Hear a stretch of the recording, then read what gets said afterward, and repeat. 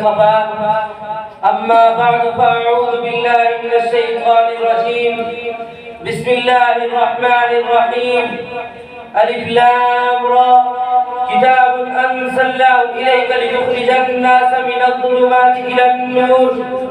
صدق الله العظيم. عن سيدنا علي رضي الله تعالى عنه قال سمعت يا رسول الله صلى الله عليه وسلم يقول ألا إنها ستكون فتنة فقلت ما المخرج منها يا رسول الله صلى الله عليه وسلم قال كتاب الله أو كما قال النبي صلى الله عليه وسلم. جو فکر کا چراغ ہے جو علم کا نصاب ہے، جو فکر کا چراغ ہے جو علم کا نصاب ہے، جو دین کی یہ جہل میں مثال آفتاب ہے، قرآن کا نظام ہی جہاں میں کامیاب ہے، قرآن کا نظام ہی جہاں میں کامیاب ہے، قرآن وہ کتاب ہے جو درس انقلاب ہے. انتہائی واجب الاحترام حضرات اساتذہ کرام، منصفین اقسام اور میرے ہم مشن ہم مکتب طلبہ ساتھیوں، آج جس موضوع پر میں آپ کے سامنے لب کشائی کرنے جا رہا ہوں وہ ہے قرآن کتاب انقلاب. اس انقلاب کی ابتدا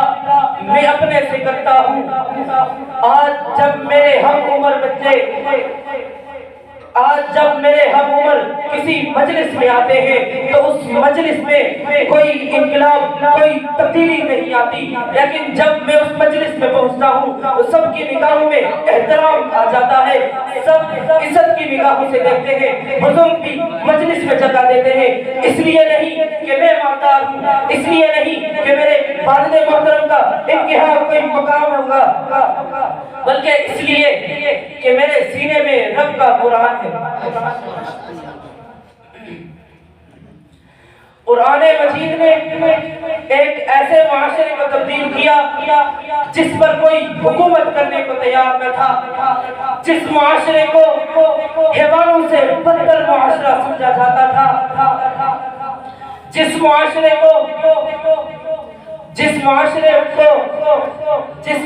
میں عورت کو انسان تصور نہیں کیا جاتا تھا، جس معاشرے میں بچی کو بچی ہونے کی یہ سزا دی جاتی تھی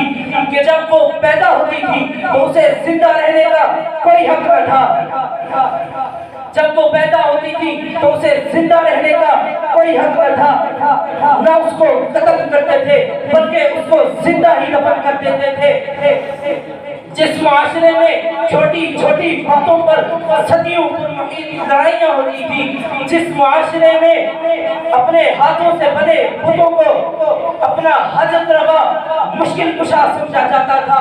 جس معاشرے میں رب کے گھر کو بھی 360 بتوں سے آلودہ کیا گیا تھا، لیکن پھر اتر کر ہرا سے سوئے قوم آیا اور ایک نسخہ کیمیا ساتھ لایا. جناب صدر، وہ نسخہ کیمیا کیا تھا؟ وہ نسخہ کیمیا جس نے جان کے دشمنوں کو جان قربان کرنے والا بنا دیا، وہ نسخہ کیمیا جس نے جہالت کی تاریکی سے اٹھا کر علم و عرفان کی بلندیوں پر پہنچا دیا. وہ نسخہ کیمیا کیا تھا؟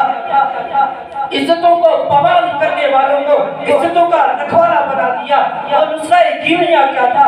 یرفع بہذا الکتاب اقواما نے سیدنا ابو بکر کو اٹھایا تو صدیق اکبر کر دیا، سیدنا عمر کو اٹھایا تو فاروق اعظم کر دیا، سیدنا عثمان کو اٹھایا تو ذوالنورین کر دیا، سیدنا علی المرتضیٰ کو اٹھایا تو اسد اللہ الغالب کر دیا، سیدنا سیف اللہ کو اٹھایا، سیدنا خالد بن ولید کو اٹھایا تو سیف اللہ کر دیا، سیدنا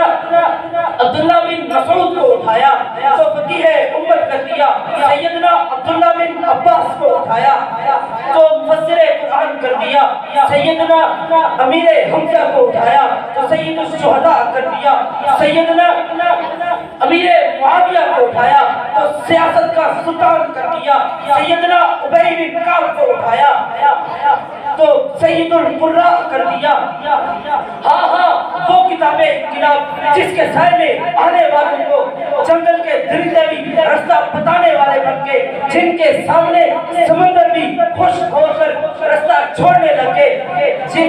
جن کے کوڑے سے زمین کا زلزلہ بھی تھم گیا، جن کی باتوں کو جنگل کے درندوں نے بھی اپنی سر آنکھوں پر لیا، جن کی آوازوں کو ہواؤں نے بھی پوری امانت داری دیانت داری کے ساتھ منزل مقصود تک پہنچایا، جن کی چادر سے آگ بھی واپسی کی راہ یہی نظر آتی ہے۔ یہ وہ کتاب انقلاب ہے کہ جب جن اس کو سنتے ہیں تو وہ بھی ایمان لائے بغیر نہیں رہتے۔ یہ وہ کتاب انقلاب ہے جس طرح اپنے نزول کے وقت تر و تازہ تھی، آج بھی اسی طرح تر و تازہ ہے۔ اگر آج بھی کوئی چاہتا ہے اپنی زندگیوں میں انقلاب لانا چاہتا ہے تو اس کو چاہیے قرآن کی تعلیم پر عمل کرے، اسی قرآن سے ممکن ہے۔ پھر میں کہتا ہوں جب مشعل حق روشن ہوگی باطل کے دیے بجھ جائیں گے، جب مشعل حق روشن ہوگی باطل کے دیے بجھ جائیں گے، پھر بزم جہاں میں شاہد حق توحید کا پروانہ ہوگا، پھر بزم جہاں میں شاہد حق توحید کا پروانہ ہوگا۔ اسلام ہے معمار عالم اور امن کا ضامن ہے قرآن، اسلام ہے معمار عالم اور امن کا ضامن ہے قرآن۔ دارین میں ہے جو فزانہ قرآن کا جو دیوانہ ہوگا۔ لیکن آج ہماری یہ حالت ہے، جس دور پہ نازا تھی دنیا